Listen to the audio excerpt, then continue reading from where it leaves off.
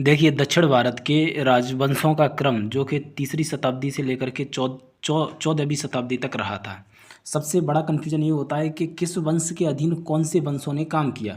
यानी कुछ लोग पहले सामंतों की तरह काम करते थे एक शक्तिशाली वंश के अधीन, उसके बाद उन्होंने अपने साम्राज्य का विस्तार किया। तो देखिए, इसी क्रम को हम समझेंगे एक सरल से तरीका से।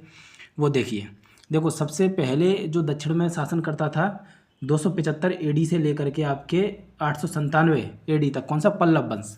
इसके अधीन दो वंश थे जिनमें आपके एक था गंग वंश और दूसरा था आपके कदम्ब वंश। इनकी डेट भी लिखी है 275 से 897। धीरे धीरे पल्लव वंश कमज़ोर होता है तो उसके बाद आपके गंग वंश और कदम्ब वंश निकल के आते हैं।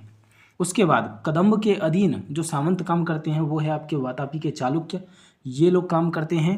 उसके बाद वातापी के चालुक्यों के अधीन जो सामंत थे जिन्होंने अपना साम्राज्य बाद में विस्तार कर लिया वो थे आपके वेंगी के चालुक्य। कौन से हैं? एक है देखो वेंगी के चालुक्य और दूसरे हैं आपके राष्ट्रकूट जो कि 6वीं शताब्दी से लेकर के 10वीं शताब्दी तक रहे थे। अब राष्ट्रकूटों के अधीन किन्होंने काम किया है? तो वो आपके कल्याणी के चालुक्यों ने काम किया है। और कल्याणी के चालुक्यों के अधीन किन्होंने काम किया है?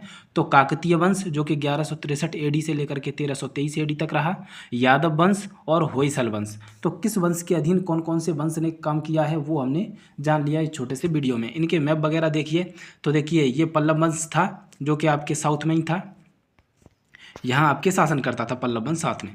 इसके अधीन कौन कौन से थे मैंने अभी जाना, तो आपके गंग वंश था और कदम्ब वंश थे, दोनों अधीन थे। कदम्ब वंश के अधीन कौन से थे?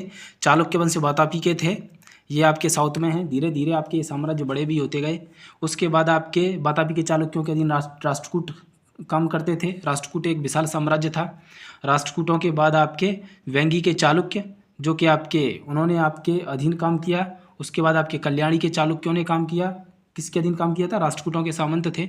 और उसके बाद आपके चोल साम्राज्य, ये तो एक विशाल साम्राज्य था। इसकी बात हम किसी नेक्स्ट वीडियो में करेंगे।